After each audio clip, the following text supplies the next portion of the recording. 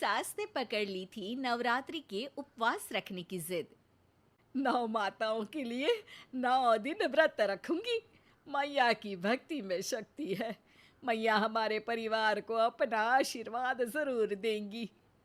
लेकिन अपना शरीर तो देखिए माँ जी, आपका एक पाँव घर में रहता है और एक पाँव डॉक्टर के यहाँ। फिर से बीमार हो गई तो जय माता दी के साथ राम नाम सत्य भी।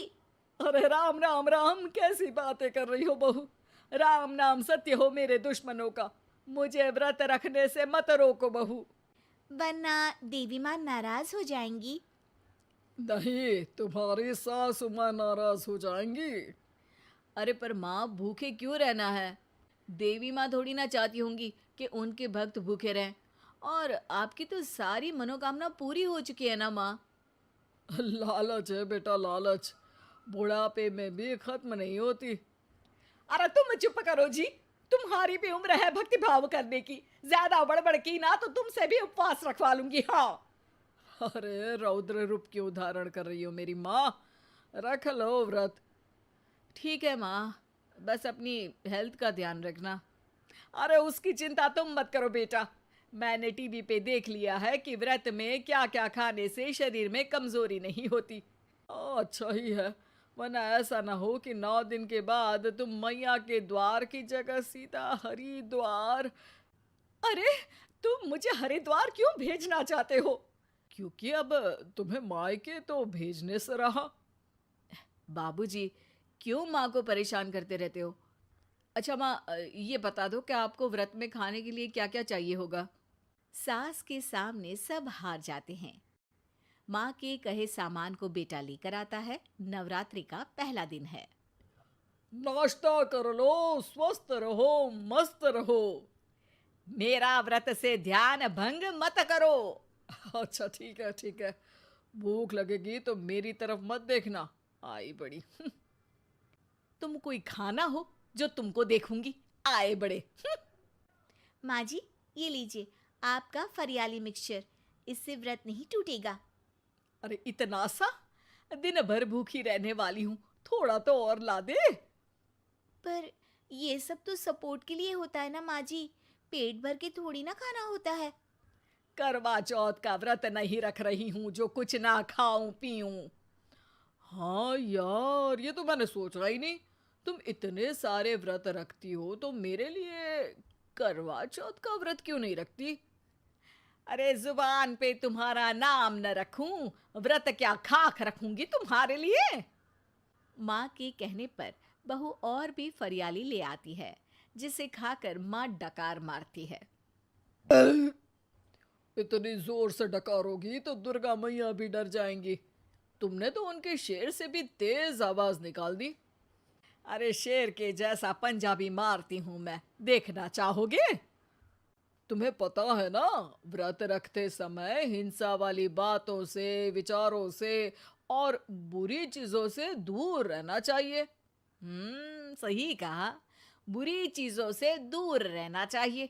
इसीलिए तो तुमसे दूर जा रही हूँ, दूसरे कमरे में। सास ने कई सारी ऐसी चीजें खाई जिनसे व्रत ना टूटे। बहू, सब्र का फल मीठा होता है। इसका मतलब ये थोड़ी है कि तू मुझे शाम तक फल नहीं खाने देगी। माँ जी, 1 घंटे पहले ही तो आपने इतना सारा। अरे एक खाता ही बना ले, उसमें लिखा करे कि मैंने कितना खाया, कितना पानी पिया। अरे नहीं नहीं माँ जी, मैं अभी फल लेकर आती हूँ।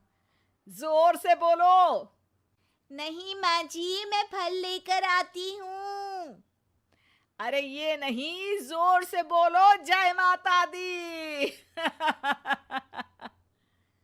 सासू माँ एक साथ बहुत सारे फल खा लेती है। माँ जी, इतनी जोर से मैं डर गई। अरे भक्ति की शक्ति की पुकार है। पुकार नहीं, डकार है। हाँ हाँ ठीक है ठीक है। चिप्स और लेकर आना जरा, उससे भी व्रत नहीं टूटता। माँ जी, आज ही सब खत्म हो जाएगा, नाश्ते का ही टाइम है। अरे ठीक है ना बेटा, मैं अब कुछ खाऊंगी ही नहीं, तुझे इतनी तकलीफ है तो। नहीं नहीं माँ जी, मेरा मतलब था कि उपवास में सिर्फ इतना खाना चाहिए जितना शरीर के लिए सही रहे। स्वाद के लिए खाने से तो अच्छा है कि उपवास ही मत रखो। माता जी की कृपा तो वैसे भी बनी ही रहती है। अरे वाह बहू वाह, एक ढोलक और हारमोनियम भी लेकर आना और प्रवचन करने लग जा। श्री श्री 108 बहु ईश्वरी माता। माँ जी, मैं आपके लिए चिप्स लेकर आती हूँ। बहू की सही सलाह को भी सास नजरअंदाज कर देती है। थोड़ी देर में बहू सास को चिप्स लाकर दे देती है। आलू की चिप्स, आहा मजा आ गया। आलू किसी भी सब्जी में चला जाता है। आलू पनीर, आलू पालक, आलू टमाटर, आलू भिंडी और तो और पराठे में भी चला जाता है। वैसे ही इंसान को भी हर स्थिति में आलू जैसा होना चाहिए। थोड़ी देर में वहां ससुर जी आते हैं। क्या चिप्स खा रही हो? अरे नहीं जी, दिख तो चिप्स ही रही है। अरे तो पूछ क्यों रहे हो? अरे गुस्सा क्यों हो रही हो? उपवास में गुस्सा नहीं करना चाहिए। और ऐसा तो है नहीं कि सिर्फ तुम उपवास करती हो, हमने भी तो किया होगा कभी। नहीं जी नहीं, तुम तो कर ही नहीं सकते। तुम उपवास में भी भेजा खाओगे और भेजा खाने से उपवास टूट जाता है। अच्छा थोड़ी सी चिप्स मुझे दे दो, मन ललचा रहा है। नहीं, उपवास के लिए है। तुम अपना खाना खा लेना जो भी बने। पूरा दिन सास कुछ ना कुछ खाती रहती है। जैसे ही रात होती है, बस उपवास हो गया, अब मैं खाना खाऊंगी। जो दिन भर से खा रही थी उसको क्या बोलते हैं? बाबूजी क्यों माँ को परेशान करते रहते हो? अरे लड़के, तेरी माँ दिन भर से इतना खा चुकी है कि देश में भूखमरी की समस्या इसी की वजह से बढ़ रही है। और खाने की दिक्कत नहीं है, कितना भी खाए लेकिन सेहत इधर उधर होती रहती है। कुछ ऊपर नीचे हो गया तो तेरी माँ खाने के बाद हाथ धोएगी और तू अपनी माँ से हाथ धो बैठेगा। अरे इत्तू सा तो खाया था, उपवास भी ना तोड़ू क्या? ठीक है, नहीं खा रही बस। अरे बहू तुम ही बताओ, ये इत्तू सा मतलब कितना खाया है इसने? ना जी ना, मैं कुछ नहीं बोलूंगी। खाना दे रहे हो या नहीं, या 9 दिन बिना जल के उपवास रख लूं? देने के लिए धमकी अच्छी है, सुनने में भी डरावनी लग रही है। पर जैसे तुम्हारी जुबान में स्वाद का खून लगा है ना, तुम भूखी नहीं रह पाओगी। मैं कसम खाती हूँ जी। अरे देखो, कसम भी खाओगी तुम। अरे कुछ और दे दो इसको खाने को। ये ले, दाल चावल खा ले बस। डॉक्टर भी कहते थे कि माँ को आए दिन पेट से जुड़ी समस्या रहती है। बस इसी के लिए घर वाले पहले उन्हें उपवास नहीं करने दे रहे थे, लेकिन जब उपवास करने दिया तो माँ ने इतना फरियाली खाया कि घर वालों की चिंता बढ़ा दी। और जैसा कि घर वालों को डर था, अगले दिन उनकी तबीयत खराब भी हो गई। डॉक्टर को बुलाना पड़ा। अरे जितनी बार आप बीमार होते हो उस हिसाब से तो मुझे एक क्लिनिक आपके घर में ही खोल लेना चाहिए। या फिर क्लिनिक में ही इनका एक अलग कमरा बनवा देते हैं डॉक्टर साहब। बाबूजी, पिताजी, मेरे जनक, क्यों हमेशा मजाक करते रहते हो? डॉक्टर साहब, माँ का पेट खराब है। क्या खाया था? जो मिला जो दिखा सब कुछ।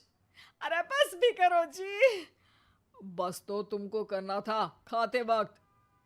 देखिए, खाना अच्छी बात है और उपवास भी आदमी को रखते रहना चाहिए, लेकिन तब जब शरीर लायक हो। पहले दिन ही बीमार हो गई तो 8 दिन कैसे होगा? आप व्रत मत रखो और खाने पीने पे ध्यान दो। मैं गोलियां दे रहा हूँ। आप भी कुछ खाने को ही दे रहे हो? हाँ, इससे जल्दी ठीक हो जाएंगी, समझ गई हैं आप? अब तो ठीक ही होना है ना मुझे। जोर से बोलो। जय माता दी। जय माता दी। जय माता दी।